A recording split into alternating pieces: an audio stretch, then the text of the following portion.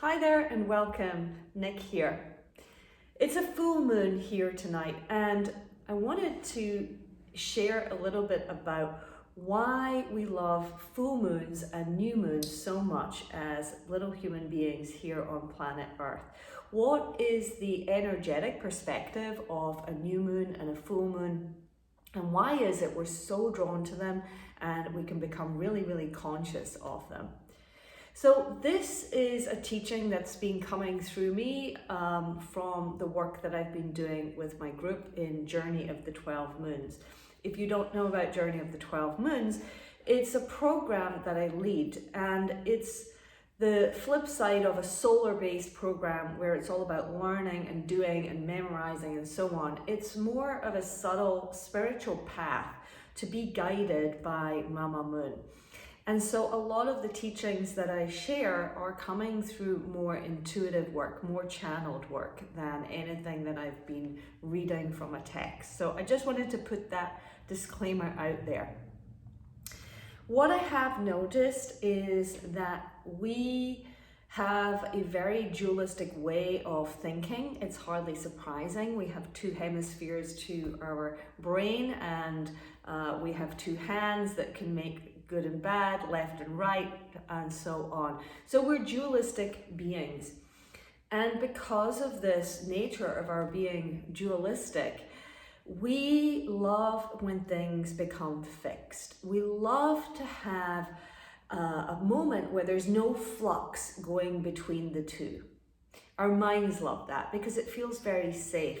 This fluctuation feels unsafe and unsteady. So the mind is always trying to find ways to fix onto things. And this plays out in the most bizarre ways that I see all around. It can play out in people wanting to be very fixed about the weight that they are. You know, it's like, I'm going to be 136 pounds. If you're 137, it's wrong. If you're 135, it's wrong, right? A very fixed weight.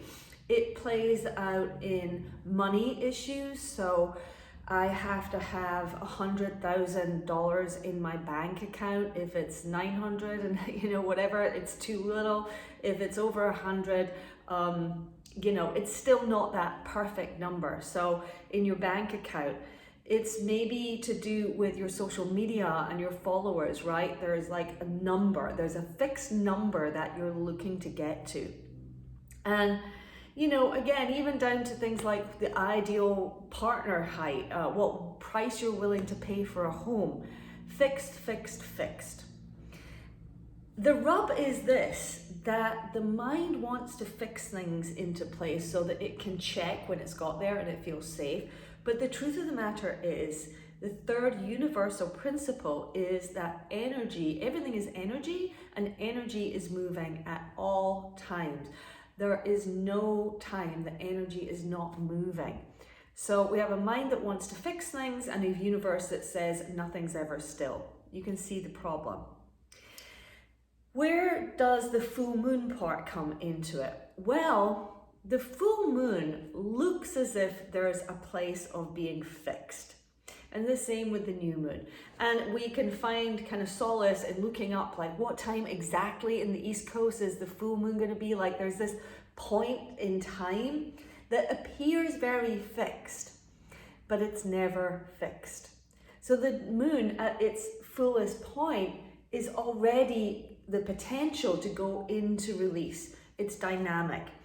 There's maybe a microsecond, I can't even go that small, but it's there, where there would be coming into full and then going out to empty. It's so infinitesimal. It is unpronounceable, right? But it's not a fixed point. That's the point that I want to make. So when we hit the full moon, it's not like, I got it, this is my time for releasing, very fixed and raw body. It's a dynamic shift towards release. It's a dynamic shift towards letting water, think of water flowing out of a bowl.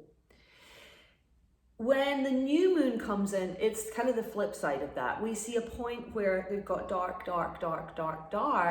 it seems like a fixed point, like I've reached the end and then we uptick back into the full moon. But again, it's a dynamic shift and change. It's not abrupt, it's not static. And that moment, that tiny, tiny moment of the shift change is really a place of nothing. It's not a place of coming or going, right? But it's so tiny. So coming out of the full moon, we don't want to get fixed in like our manifestation and a magnetizing the pull of the water back to us. So I'm going to offer you something a little different. Rather than thinking of ourselves kind of bouncing back and forward between full moon, new moon, full moon, new moon. Think of this as a wave, like the breath, right? You just don't breathe in, out, breathe, we have this inhale, there's an inflection point, and then there's an exhale, inflection point. So we're always dynamic, even in the moment that we think we're being still. And so I'm going to suggest that instead of calling these like fixed points, that we call them inflection points, because that's really what they are. They're a movement towards a different energy. And it gets us out of the mind's biggest fear, the body's biggest fear, our lower self's biggest fear, and that is the fear that we will stop. Instead of thinking of yourself stopping, thinking of yourself coming to a still point that's ready to move in an opposite direction. And if you like, we can practice this together, and you might notice how resistant you are to the word stopping or being still, being fixed, because you're not really fixed. So if you want to join me, come to a comfortable seat. And we're just going to hold a still point for 3 minutes. And you'll notice as your body becomes still, there's a lot of movement happening. Maybe your eyes are blinking. Most certainly breathing. So the big pieces are still, the legs are still, the arms are still, the limbs.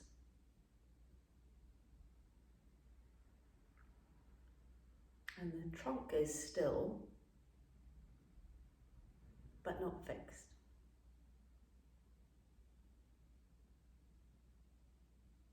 If your eyes are open, you'll be taking in movement, because everything is, even though it may look very still, it's actually moving. So I recommend closing your eyelids over your eyeballs so you take out a little bit more of external movement.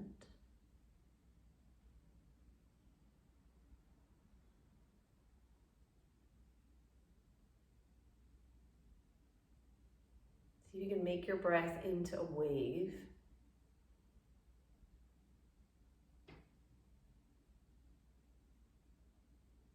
Notice the top of the inhale, and when you reach the top of the inhale, can you just say to yourself, still point.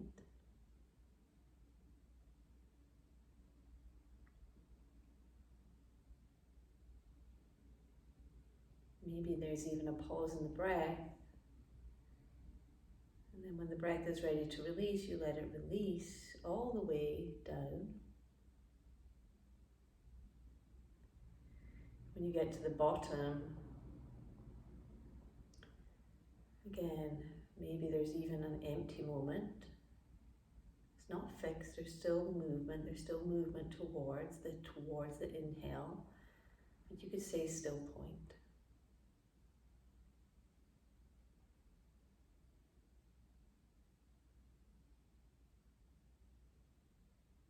And what we're doing here is stopping any external movement, but there's much happening on the inside.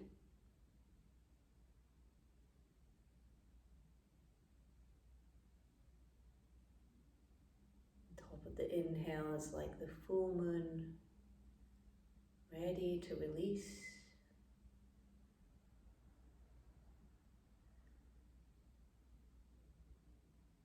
The bottom of the exhale is like the new moon,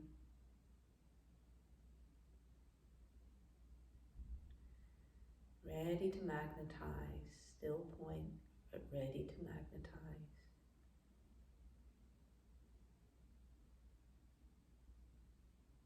See if you can do 5 more rounds on your own.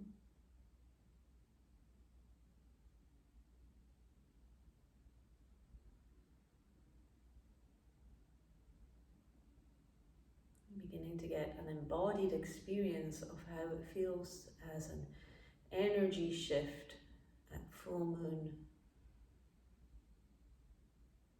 and an energy shift at new moon. Last round. Still point. Release.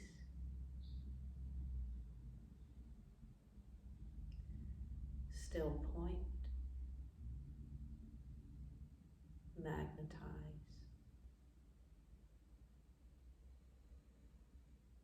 And then gently drop your chin, let your eyes open. And so I hope this mini practice will give you a sense of the fluidity of the lunar cycle, to let you experience how it feels to feel still point in your body, which may at surface level feel a little bit like you're stopping, but it's not stopping at all. And if you're interested in joining the journey of the 12 moons, then I'll put the link into the show notes below.